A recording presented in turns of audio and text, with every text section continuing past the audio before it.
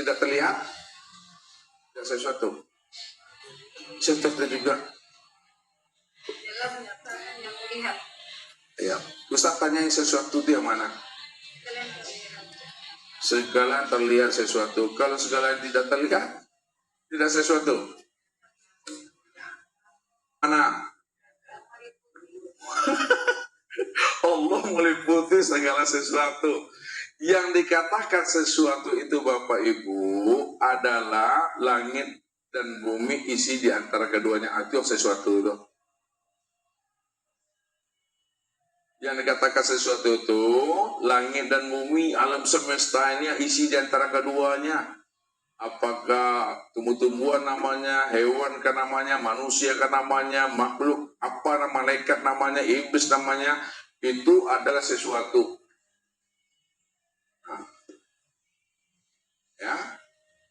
Nah, sekarang diperjelas lagi. Selain daripada dirinya, maka disebut sesuatu. Kita perhalus kajinya. Kalaulah sesuatu itu adalah alam semesta, langit dan bumi, isi di antara keduanya, selain daripada dirinya adalah sesuatu, mana yang dikatakan sesuatu yang sebenar-benarnya, yang wujud dan nyata pada alam dan langit dan bumi, yang dikatakan sesuatu itu Bapak Ibu pada langit dan bumi, pada isi di antara keduanya, itulah yang dikatakan Nur Muhammad. Bahwa sesungguhnya Allah meliputi Nur Muhammad. Siapa Nur Muhammad ini? Wujud diri Allah. Nur Muhammad itu wujud diri Allah. Kalau Nur Muhammad itu wujud diri Allah, kalau dipahami maknanya secara makna hakikat, ala innahu bikulli syai'in muhit, sesungguhnya Allah meliputi akan wujud dirinya sendiri. Sekarang kita perjelas ya, makna sesuatu pada langit dan bumi yang sebenarnya Muhammad sempurnanya, kata Allah. Sempurnanya wujud diriku pada langit dan bumi pada sesuatu itu adalah pada insan. Apa kata Allah?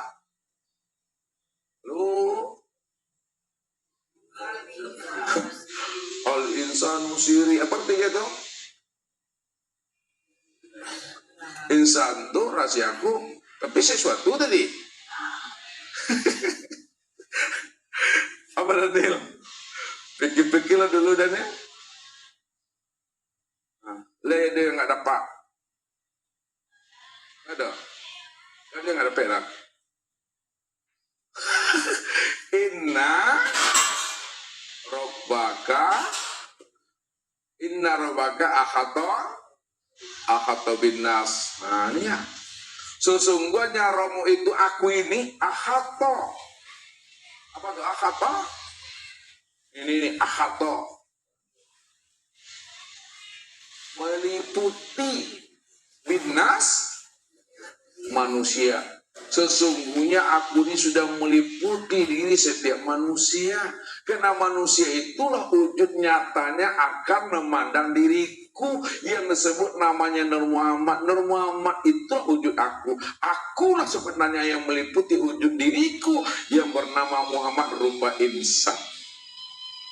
Bisa memahami itu? Aku yang meliputi wujud diriku, ya, yang wujud pada Muhammad rupa insan. Insan itu siapa namanya? Daniel, Hardi. Daniel dan Hardi itu namanya keberapa bagi diri Tuhan tuh? Ke-101. Yang ke-100-nya insan. Insan itu yang ke-100. Yang ke-101 itu Daniel, nama daripada insan. Jadi insan itu nama rahasia. Al-insanu sirri. Insan itu nama rahasiaku. Kenapa? Wa nasirahu, akulah sebenarnya rahasia insan itu. Sekarang insan itu banyak. Walaupun insan itu banyak, salah satunya nama Daniel, maka Daniel itu nama rahasia Allah yang wujud nyata nyata pada insan. Segala sesuatu itu adalah rahasia Allah. Lihat ya, segala sesuatu itu adalah rahasia Allah. Kalau ini dikatakan sesuatu dan ini adalah rahasia Allah, maka nama sesuatu yang wujud dan nyata pada ini, siapa namanya nih? Mik. Itulah, mik itu adalah rahasia wujud Allah pada sesuatu. Ini sesuatu apa namanya nih? Ini sesuatu apa namanya nih? Dulu ya. Maka papan tulis itulah nama rahasia Allah pada sesuatu. Daniel itulah nama rahasia Allah yang wujud pada insan. Memandangnya Bapak Ibu. Waz-zahir. Apa maknanya ini? Allah itu zahir, nyata pada segala sesuatu. Dalam bentuk yang berbeda, wujud yang lain. Walaupun dia nyata pada segala sesuatu dalam bentuk rupa yang berbeda, wujud yang lain, itulah sebenarnya wujud nyatanya rupa akan dirinya. Karena tidak ada yang lain selain daripada dirinya. Maka kenalilah, kata Rasulullah, tahwil dirinya.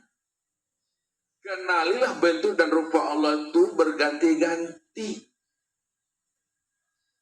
Dia berganti bentuk dan rupa saja, padahal dirinya lah sebenarnya yang wujud dan nyata pada segala bentuk dan rupa. Pemahamannya waz-zahir itu. Wal batinu. Apa artinya batin? Sembunyi, Allah itu sembunyi. Tidak, kalau tidak sembunyi, apa makna batin, Daniel?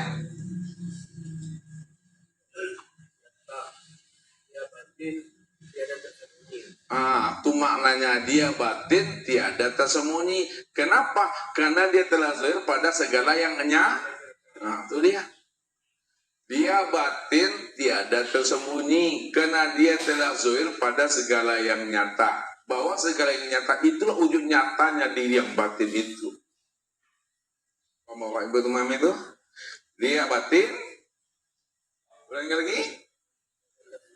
Tiada tersembunyi karena dia telah zahir dan nyata segala bentuk dan rupa. Maka sesungguhnya segala bentuk dan rupa itulah wujud nyatanya yang batin itu. Lalu kesimpulannya, Daniel, siapa yang mengatakan diri Allah itu batin juga, apa nama itu, Daniel? Bukan buta sange, buto sange. Kalau Allah itu sudah zahir, Allah itu sudah nyata, Allah itu sudah wujud, maka dibilang juga Allah itu batin, dibilang juga Allah itu gaib, artinya buto sange itu benar-benar buta. Nah, bapak-bapak ini bebo, kopiah lah batonggon di kapal lo, kalau dicarinya kopiah itu apa nama apa tuh? Buto sange. Kopiah songkok udah dipakai, kacamata udah dipakai, lalu bertanya juga, manalah kopiah dari ya, manalah kacamata dari, padahal diletak di sini dipakai atu yang butuh sangi itu. Maknanya Allah telah wujud nyata pada dirinya, wujudnya Allah sudah sempurna pada dirinya, lalu dicari-cari juga Allah tuh keluar daripada di atu butuh sangi itu. Ini Ustaz katakan sama Bapak Ibu seluruh jamaah itu 30 tahun Ustaz mencari Tuhan. Kalau memang Tuhan itu terang dan yang jelas dan nyata, Ustaz ambil senter, Ustaz pergi kemana-mana, ke gunung, ke gua, ke hutan-hutan, senternya. Tak nampak Allah itu, tapi ketika senternya Ustaz arahkan ke sini, baru nyata Tuhan itu di sini ya. Ini yang dikatakan oleh Nabi, man tolabal maula bigori nafsin faqad dolalan ba'idah. Barang siapa ingin mencari Tuhan, ingin menyebut Tuhan keluar daripada dirinya, maka dia telah berada pada kesesatan yang sangat jauh. Jadi jangan Tuhan itu dicari kemana-mana. Kalau ingin mencari juga, kenalilah diri. Siapa yang sudah mengenal dirinya, maka nyatalah Allah itu sempurna pada dirinya. Cuma karena kita selama ini buta, terhijab dengan keakuan diri kita, sehingga kita mengatakan Tuhan itu jauh sange. Oh, jauh sange. Benar-benar jauh. Ya, padahal Allah itu amat sangat dekat. Apa kata Allah mengatakan bahwa dirinya amat sangat dekat? Ya, lebih dekat daripada Allah. Apa kata Allah itu? Apa? Apa Allah? Wa nahnu. Itu dia.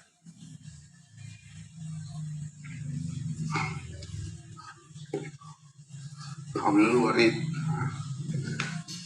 Dan kami, kata Allah berkami, tuan-tuan, lebih dekat akrab daripada urat leher. Nah, ya. Kalau urat leher itu dekat sini, Allah itu lebih dekat lagi dengan diri Bapak Ibu daripada dekatnya urat leher itu pada tengkuk batang leher Bapak Ibu. Kalaulah mata hitam dan mata putih ini dekat pada mata kita, Allah itu lebih dekat lagi dengan diri Bapak Ibu dibandingkan dekatnya mata hitam dan mata putih pada diri Bapak Ibu. Apa yang lagi yang dekat pada diri Bapak Ibu, yang dekat apa coba? Detak jantung. Jikalaulah detak jantung itu dekat pada diri Bapak Ibu, Allah lebih dekat lagi dengan diri Bapak Ibu dibandingkan dekatnya detak jantung itu pada diri Bapak Ibu. Apa lagi?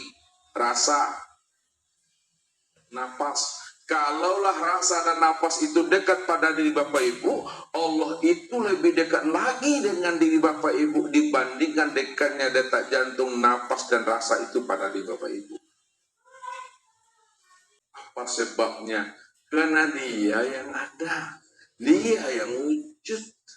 Kalau Dia yang ada, Dia yang wujud, maka segala bentuk dan nama rupa itu wujud nyatanya dirinya.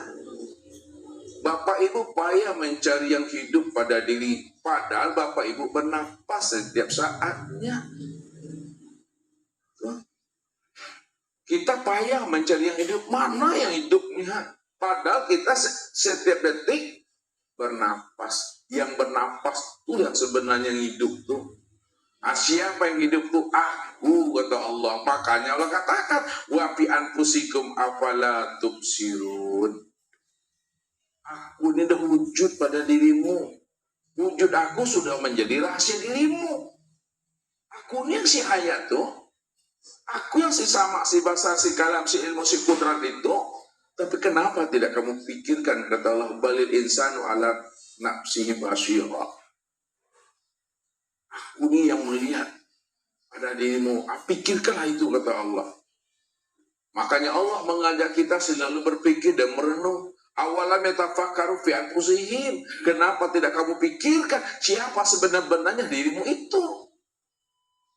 Kalau kita mau memikirkan dan merenung siapa diri kita sebenarnya, maka disitulah kita bisa berjumpa Allah itu pada diri sendiri. Karena diri sendiri inilah rahasia wujud dirinya yang semata-mata. Karena Dia yang ada. Ada paham Bapak Ibu? Itulah maknanya. Diri yang bersih, diri yang suci itu. Maka apa yang disampaikan oleh orang-orang arif bilang, apa yang disampaikan oleh orang-orang kasab,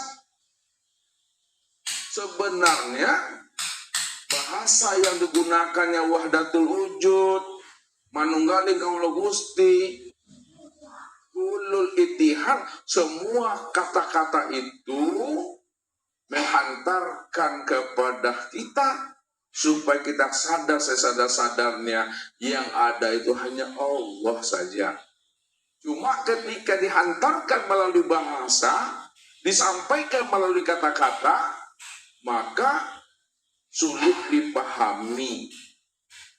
Kenapa? Karena yang dihantarkan melalui kata-kata itu adalah bahasa hati, bahasa rasa. Kesimpulannya, bahasa hati, bahasa rasa, bahasa kolbu, kalau disampaikan dengan kata-kata, payah untuk menjelaskannya. Disitulah dikatakan oleh para ulama, apa yang keluar dari dua lisannya hanyalah menunjukkan isyarat dan iktibar saja. Jangan mendengar apa yang disampaikannya, ya, tapi ambillah makna yang tersirat dari apa yang disampaikannya. Itu maka muncullah suatu jalan kaifiyah untuk memudahkan kita. Pandang dengan mata zahir, tanggapi dengan mata hati. Pandangan zahir nampak manusianya, pandangan hati tampak Allah. Ya, lihat. Pandangan zahir, disebut namanya Nur Muhammad. Pandangan batin disebut Allah. Berbedakah Allah dengan Nur Muhammad, Nur dengan Muhammad dengan Allah? Tidak berbeda, Bapak Ibu. Satu juga, namanya saja yang berbeda, orangnya satu. Muncul istilah, Ustaz antarkan kepada Bapak Ibu, bagaimana pertemuan Nur Muhammad dengan Allah, perjumpaan Allah dengan Muhammad. Apakah pertemuan Muhammad dengan Allahnya, Allah dengan Muhammadnya, seperti pertemuan Ustaz dengan Bapak Ibu, atau seperti Bapak Ibu berjumpa dengan Ustaz? Apa seperti itu? Tidak. Kalau tidak, pertemuan Nur Muhammad dengan Allah, Allah dengan Muhammad, pertemuan yang bagaimana, Daniel? Pertemuan yang satu wujud, pergi, satu rupa, satu nama, satu dalam rahasia. Pada diri yang disebut insan sudah Daniel contohnya. Aikulah sabi kaji nama Bapak Ibu, la mangu sabi kau nama itu la sabi rese. Ada yang bisa disebut lagi, itulah kala lisanamu itu, keluh lidah itu. Kenapa? Yang menyebut dia, yang disebut juga. Yang dijelaskan dia, yang menjelaskan juga dia yang berkata, lalu dia pula yang menjawab dan mendengarkan perkataan yang dikatakannya. Kan sudah paham Bapak Ibu itu. Ya? Kalau sudah paham, maka di insan itu disebut insan apa namanya? Insan ini disebut insan kamil kamil. Apa artinya itu? Insan yang sempurna, ya, atau disebut insan paripurna. Jadi insan paripurna, insan yang sempurna bukan diri Bapak Ibu, akan tetapi siapa? Allah Ta'ala. Kalau ada duduk pada makom itu, matinya Bapak Ibu nantinya, insya Allah matinya tidak membangkai.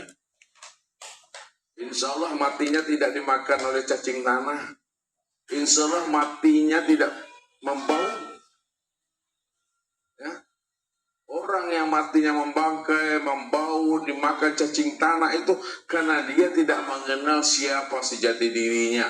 Dia cuma tahu bahwa dirinya itu berasal daripada tanah. Inna khalaqnakum min turab. Sesungguhnya kami ciptakan dirimu berasal daripada tanah.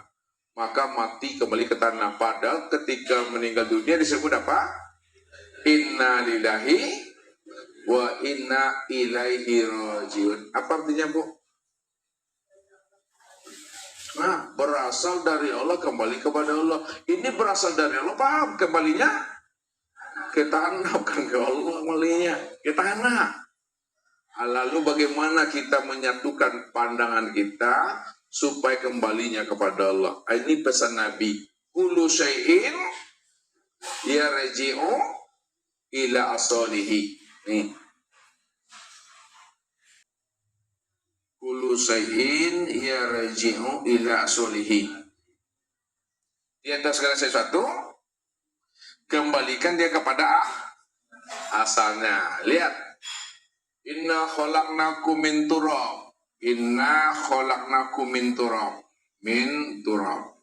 Sesungguhnya diciptakan diri kamu itu berasal daripada turab, tanah. Nah, supaya kita tidak hancur, tidak dimakan cacing, ya, waktu mati itu, walaupun Al-Quran mengatakan min turab, maka kaji sebelum turab apa namanya. Nah, ya, sebelum turab ini namanya maun. Apa itu maun? Air. Nah, sebelum air, pandang lagi apa namanya? Hawaun. Apa tuh? Angin. Sebelum angin apa namanya? Narun. Api. Sebelum api apa namanya? Nur. Nur apa namanya? Nur Aini, Nur Hayati, Nur Muhammad. Ya. Sebelum Nur Muhammad, Nur Allah. Sebelum Nur Allah, Allah. Sebelum Allah, aku, ana. Sebelum ana, kosong lu. Itu dia katakan la ta'ayin. Seperti bu? La ta'ayin. Tidak nyata, belum nyata. Istilah saja. Padahal Allah itu telah nyata. Ya, nah, itu maminya. Nah, supaya apa? Supaya kita tidak hancur. Sekarang kita perjelas lagi. Ya. Sesungguhnya asal tanah itu adalah Nur Muhammad, asal air adalah Nur Muhammad, asal angin adalah Nur Muhammad, asal api adalah Nur Muhammad.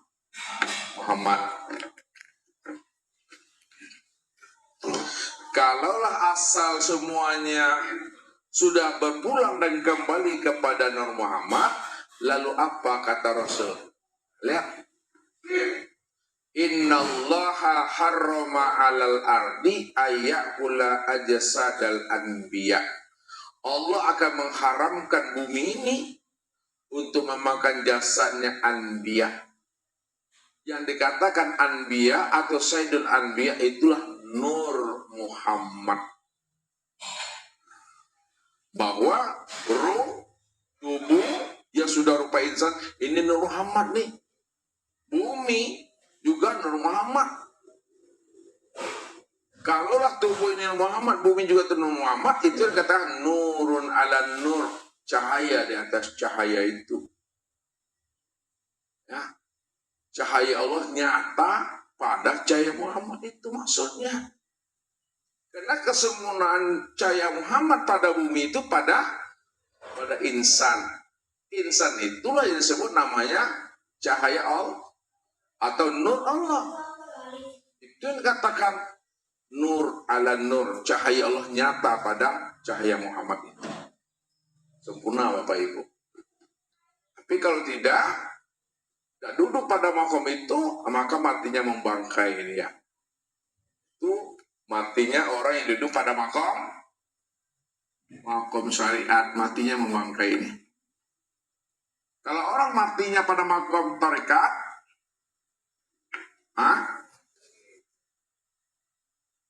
mengering. Nah, mengering itu apa maksudnya? Jadi jin apa? Menyusut dia. Menyusut. Tapi bukan menjadi jenglot dia. Badannya kering, kecil, tapi dia tidak busuk. Tidak dimakan cacing tanah, menyusut aja kering. Kayak ikan salai. Ikan salai itu ikan kering yang dijemur tuh. Nah, itu. Ya, diasak ya. Kalau matinya ahli hakikat, ya, dia tidak mengering, tidak busuk, tapi utuh dia. Kalau matinya orang hakikat, orang marifat, lenyap dah sudah. Hilang di sarang-sarangnya. Jadi kalau mati Kubur Bapak Ibu nak di bumi, no. Di langit. No? Iya, ada di langit. Siapa langit itu? Langit itu artinya tinggi. Siapa yang tinggi? Itulah tuh orang yang sudah berada dalam kandungan Rahman dan Rahimnya Allah. Gak melempur lah dia tuh. Udah tuh. Ya, itulah diri yang fitrah, itu yang suci itu Bapak Ibu. Jadi kesimpulannya dari apa yang Ustaz jelaskan ini, ya sebenarnya para ulama kasar, orang-orang arif billah ingin menghantarkan pemahaman kepada satu wujud saja. Jadi kalau kita sebagai seorang ahli ibadah, sebagai seorang abid, kalau kita tidak mengerti dan kita tidak paham kata-kata yang dikeluarkan oleh seorang arif billah, maka jangan kita berburuk sangka kepada mereka.